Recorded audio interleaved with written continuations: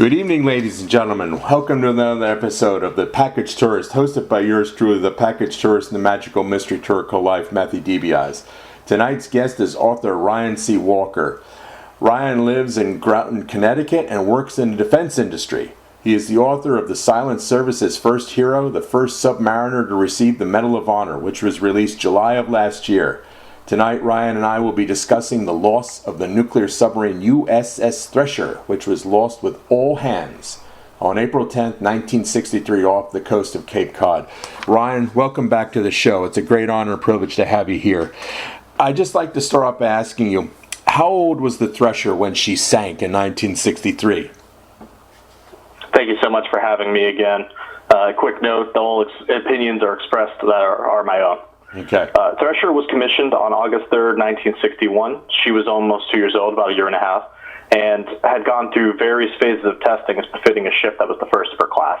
Okay. So it's accurate to say the Thresher was a state-of-the-art nuclear submarine for its time, correct?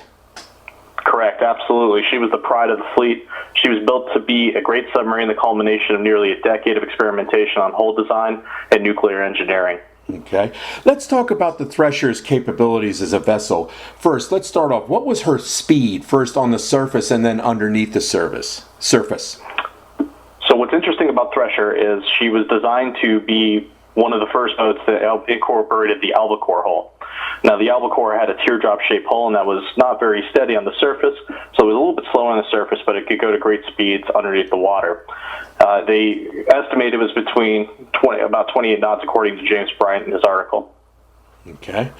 How long could it remain at sea? How long could it do that? It could remain out to sea effectively until the crew needed to return. So crew endurance was the limiting factor, which was, I don't think people realize how important that is. We have nuclear submarines, and it's not an unusual thing. But before diesel boats, you pretty much were married to the surface. Now you finally have the ability to get ships that could go out to sea for as long as the crew needed, as long as the crew could endure it, which ended up being about 60 to 90 days. Wow. Okay, what was the size of the crew? So the size of the crew, at least when it was lost, was about 129. Normal complement would be about 110. But when you're testing a ship, you are always trying to, you have civilian riders that are testing and making sure that the products sold to the Navy are working fine, but you also have extra personnel that are assigned during the shipyard capacity. Okay, what was the Thresher's offensive capabilities? She was a fast-attack submarine, so she didn't have any SLBMs or anything that was one of the technologies associated with that. And fast attacks primarily relied on her torpedoes, so she was going to be a special vessel for ASW and attacking surface assets. So very fast and very able to do that. Okay, what were its defensive capabilities? Speed. That speed was a game changer. I've read so many memoirs from the Second World War submariners and their memoirs, and that's what they were dreaming of when they were being depth charged was speed. So that was one of the primary ways. So you can think of it as old teeth and a lot of, almost like a hornet. Okay. Now, what was its specs? What was the safest depth it could reach, before the accident? What was it designed? How deep could it go as per design? So there's various levels of design, but this was designed to outfight Russian submarines and other adversaries as deeply as possible. And you'll hear the word 900, and that's roughly where it was estimated for Thresher. At least that's what the Skylark crew, the crew of the ship that was helping them on sea trials, thinks they heard at that period. Wow. Okay. Who was the captain of the Thresher? So Dean L. Axine was the commanding officer for much of the period of the sea trials that we discussed, but he had recently been relieved by John W. Harvey after all this testing.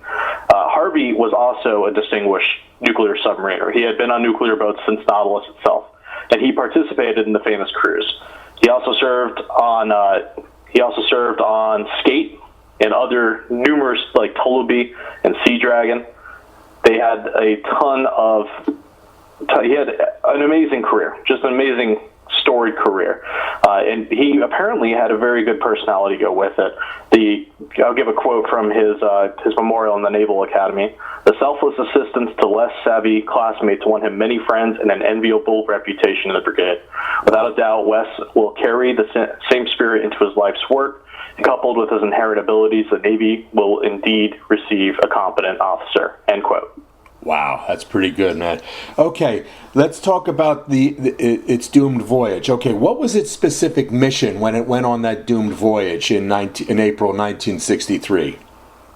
So they had returned back to Portsmouth Naval Shipyard where the submarine was built, and they were getting some fixes done. Now, that's not unusual. They sometimes need a little bit of time on it. They were going out on the final sea trials to ensure that everything that had been done and conducted maintenance was good. So I've been out in sea trials before with less rigor, but they were going to go through every phase of testing at every depth that the ship can go at in different bands. So this was designed to try to catch major issues before they happened, and unfortunately, we didn't catch them all.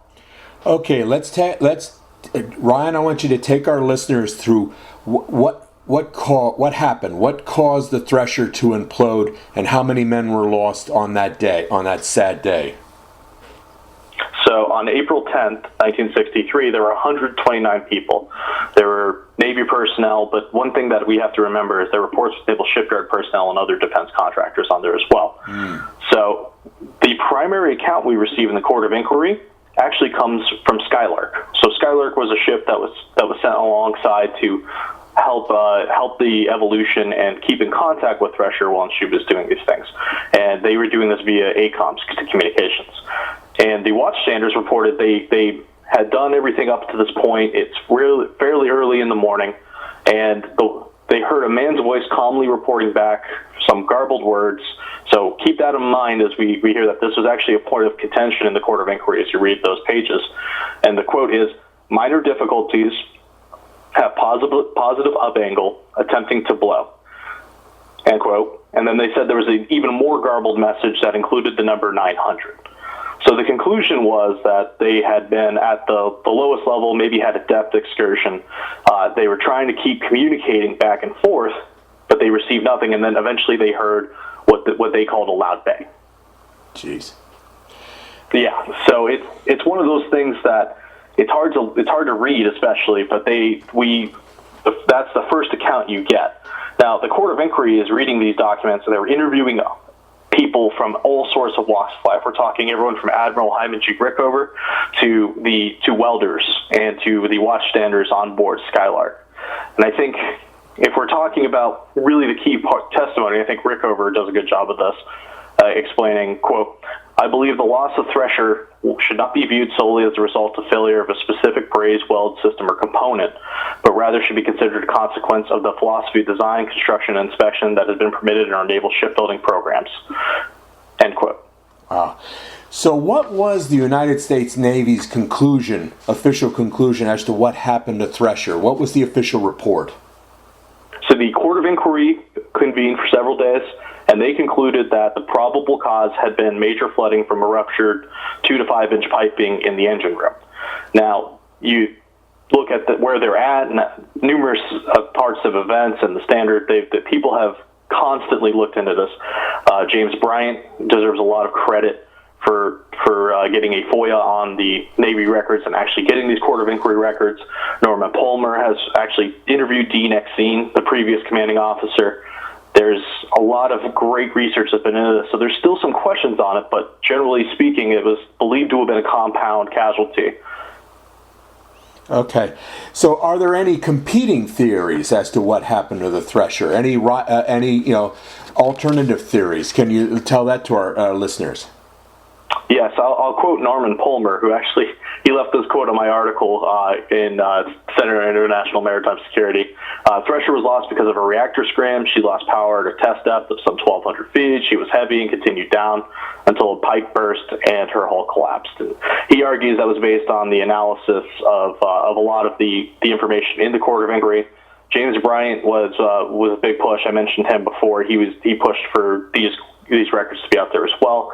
But the key part in my mind of this tragedy isn't the loss itself. It's what the Navy did. They did follow Rickover's advice. And when they followed his advice, they instituted what's called submarine safety program, and you'll hear a lot of people call it SubSafe. And this is really a crowning achievement of the nuclear Navy. It's a quality assurance program that stretches into not only quality of the material, but the quality of design and ensuring the capability of submarines to have numerous redundancies, so this would never happen again. And it's a testimony to that program that no SubSafe boat has been lost. It kind of, what you just told me kind of brings to mind, it's almost like the naval submarine equivalent of the Apollo 1 fire, because once after that Apollo 1 fire, they totally redesigned the command module and made it far more safer. Would you say that's a same type of analogy in that sense? Yes, and I'll actually give a quote from an article in Proceedings by James Gertz. He was an officer, and he says, quote, "Despite these demonstrations of superiority, the Navy's operational thinking carried over from diesel-electric boats to the nuclear submarines. The distinction was not yet recognized or emphasized during submarine school training. The fundamental failure in thinking contributed to the Thresher disaster, after which the Navy finally met the new reality of nuclear-powered submarines with fresh operational thinking." End quote. So they locked into a certain mindset, and they needed a wake-up call, and unfortunately it had to end this way. Yeah, sad to say. Now, when you were doing your own research, do you have any personal theories of your own when applying to the Thresher tragedy? Any of your own personal theories? I think the Court of Inquiry records did the best they could with what they had. The probable cause sounds right, and it probably was a compound casualty, and they did pretty good analysis with the reactor scram. So it probably was multiple things that caused this, and she was designed to be a new boat. Maybe there was some oversight in design. Thankfully, we don't have to worry about that due to SubSafe philosophy. Okay. Has there been any attempt to salvage any remnants of the Thresher? Was that ever done, or is it not possible to do that? It's pretty deep. Where it's at, it's very deep. So I don't think it's necessarily possible to salvage, but we do have video evidence of what the Thresher looks like on laying in her watery grave, and that was actually part of they also found the Scorpion as well, which was another boat lost in 1968, and that was part of the Titanic voyages. So we were able to know where it's at, but I doubt any attempt to salvage, and I'm sure it falls under a maritime grave law that might exist, but for all intents and purposes, it's a grave, and people are intended to respect it. Okay. Tell me something. Tell me if this is true. Ballard, the man who found the Titanic's hulk, was he part of that? Discovering, the Thresher and the Scorpion, the hulks of both subs. Is that true? That is true. And allegedly it was all for one trip. Basically, they said, if you can get these two, we'll let you go for the Titanic as well. Wow. Okay. Tell me something. Since this is a nuclear submarine, were there any potential environmental hazards involving the Thresher's nuclear engines that are now lying at the bottom of Cape Cod? That was the first thing they asked Rickover when they were interviewing him. What did he believe there was any environmental impact? And he didn't believe so at the time, and they do monitor it on occasion to make sure that still remains true. Okay. Is there a memorial or memorials to the Thresher in America? Can you tell our listeners, where are they? Where are they located?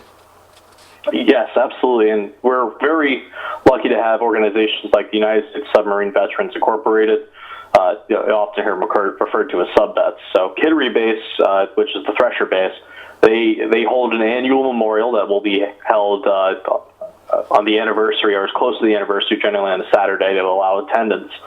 And they also have anniversaries in numerous other places like Groton, Connecticut, where I'm at, and other locations. Generally try to remember and spend time thinking about Thresher and what it means to be in the Navy after Thresher. Now, there are also physical memorials. So for a long time, there was one at the Albacore Museum and the Memorial Garden, also dedicated by sub-vets. You have the Kittery Monument, that's part of their town hall area, and it's a very beautiful monument. I highly recommend visiting it because it's right outside the 129-foot flagpole, the Thresher Memorial Roundabout. And the 129-foot flagpole is specifically 129 to represent 1 foot for each person lost. And we were, due to the persistence of people like Kevin Galliaz and other people at the Kittery base, they were able to get a spot in Arlington Cemetery for Thresher too. So wow.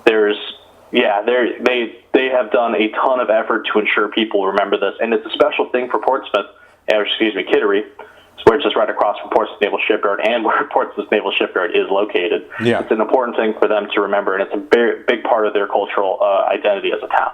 Okay. Were there any significant congressional investigations into the loss of Thresher by any chance? The Court of Inquiry served for it. I'm not aware of any congressional inquiries into it, and there didn't seem to be one for any real loss of the submarine. They generally let the Navy handle its own internal affairs, it seemed like. Okay. Well, anything from the Kennedy administration, or they just, again, they allowed the Navy to handle the situation?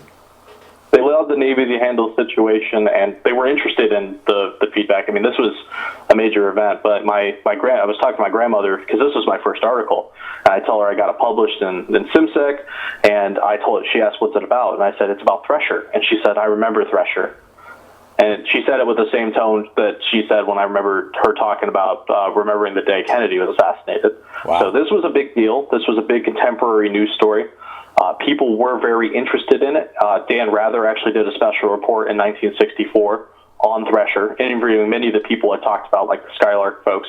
So people were interested, and a lot of dignitaries sent there in the in memoriam guide their consolation. Actually, there's in the memorial guide, there's people like the Kennedy administration, there's the Queen of England sent her regards.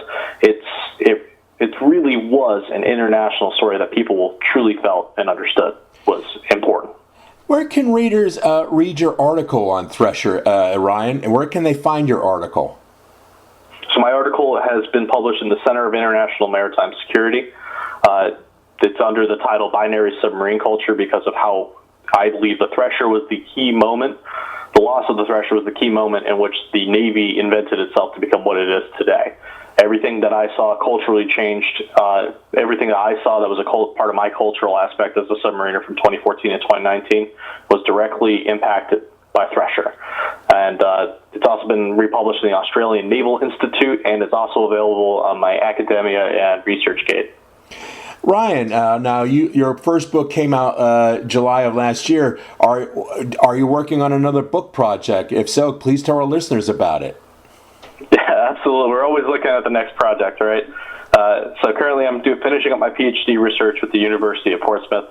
That extends the research that was done previously in my book. It talks about submarine culture from 1915 to 1939. That will likely be my next book, but I have wanted to pick up my work on privateers, or as I call them, private men of war, so British private men of war in the North Atlantic, which is what my master's work was on. So we'll see which one I have more time to do. I might be tired of submarines after doing so much time on them. Okay. Now, British privateers, what time period are we talking about? 18th century, 16th century? What time period are we talking about? So I go actually from 1509, which was the rise of King Henry VIII, and then I go until the present day because I argue that private men of war, they are an integral part of navies around the world. We just don't know it. So we call it the merchant marine, we call it other things, but I try to fit it into the conversation of the Bavarian state where the public force supersedes private force. And I think in the seas that happens in waves, and it goes and fits in with the British concept of the fiscal naval state. Okay. Ryan, I want to thank you so much for appearing on my show, and I can't wait to have you on again. Let me know when it all comes out, and I want you on again, okay? Absolutely. Thank you so much for having me. And you take care, all right? You as well. Okay. Bye-bye. Stay tuned, ladies and gentlemen, for next week's show where I will be interviewing author Neil Barber. Thank you and good night.